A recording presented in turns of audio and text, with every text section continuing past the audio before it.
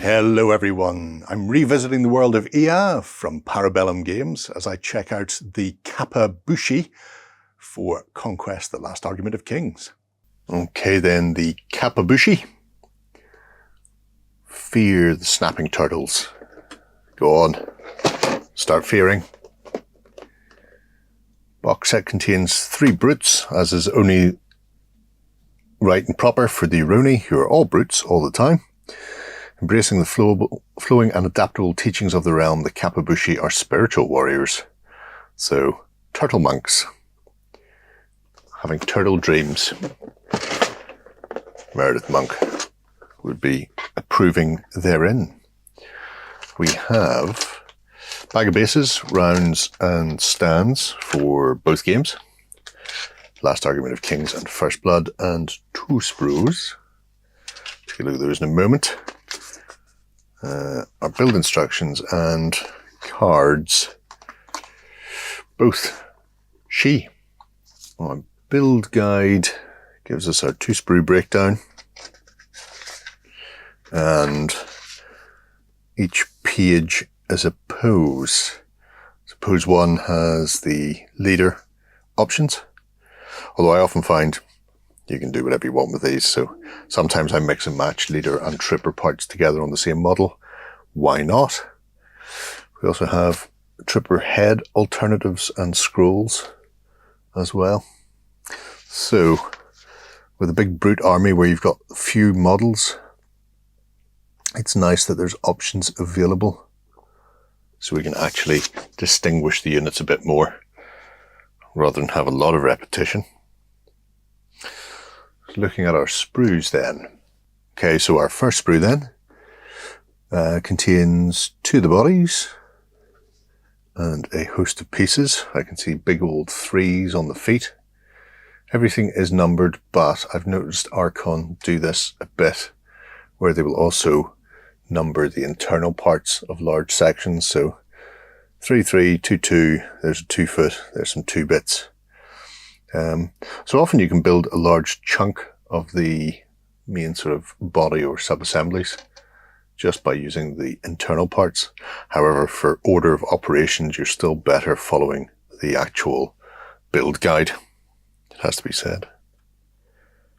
That's quite cute. Our other sprue is slightly smaller and sort of 2 halves.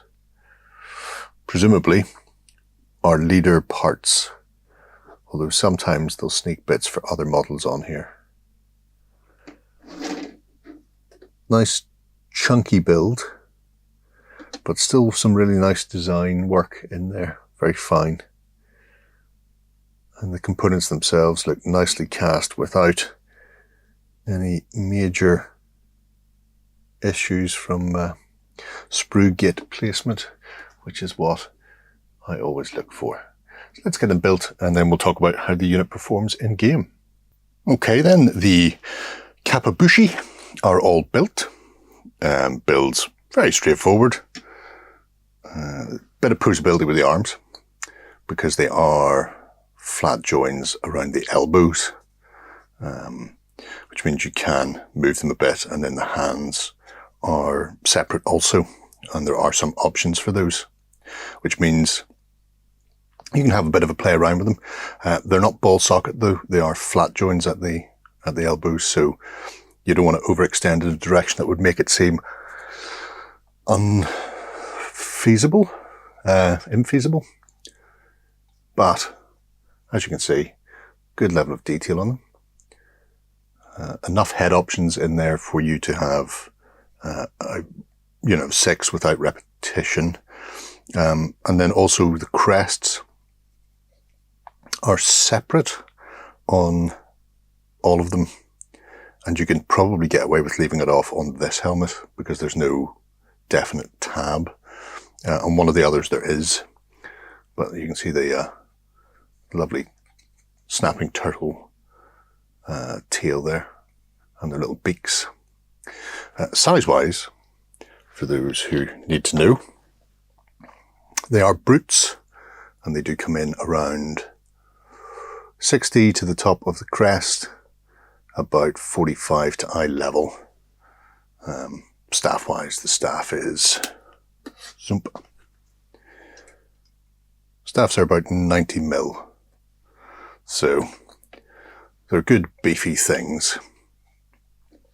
In game terms, they have a stat line similar to the Ayakashi. In fact, I think it's identical to the Ayakashi. So movement 6, which is fairly standard for these brutes. Clash of 3, so middle of the road, quite good.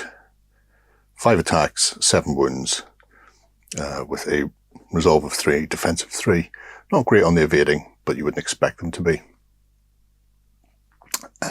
But do have a couple of special rules that are worth mentioning. First off, they've got Cleave 1 and Impact 2, which gives them a bit of additional punch. And they have Flurry, so they can reroll fields in their clashes. So that pushes that sort of 50-50 slightly in their favour. So they're very reliable for damage output. Not quite as reliable as something like the Oni Ayakashi, but, you know, they are what they are. Interesting thing about them is they are Sue on the battlefield. That is their ideal card that they activate on. However, they don't have a special command rule for that like the others do. Instead, the regiment can be activated and gain the effects of any ideal card, regardless of their battlefield rule. So this makes them incredibly versatile. I mean, don't normally get into points and things like that, but they're 5 points cheaper than the Ayakashi. Their damage output is slightly less reliable. They're less good against large targets, armored targets, with a decent defense on them. But that toolbox flexibility that they have, due to their ability to use any of the ideal cards, makes them a great tactical option and slightly cheaper as well. And because they are a modular unit, it does mean that you can just have 2 of these lurking in a unit. Well, 2 or more, depending on the size of your unit, I suppose. Gain that ability for the regiment as a whole, that they can activate on any ideal card, and then fill up with something else a bit punchier, and distribute that ability across the unit as a whole. So yeah, Ayakashi, they're a cracking looking unit of everybody's favourite shield toad. But there you go, folks. That's them done. So there we have it. A really nice looking unit, nice set of miniatures, really British, a lot of wounds and good defense on them, so very solid. But really, it comes down to the fact that they benefit from all the ideal cards. So it doesn't matter what you activate them with, they will gain the benefit, which makes them an incredibly versatile unit. Either as part of a modular unit where they're the leader, so they're giving that to the whole unit themselves, or as a solid block of Kappa, making their way up the tabletop.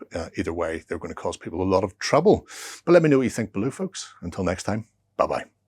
Go ahead and check out our other content on screen now. And while you're at it, why not hit subscribe and remember to ding our dong. Go on, you know you want to click it. Go on.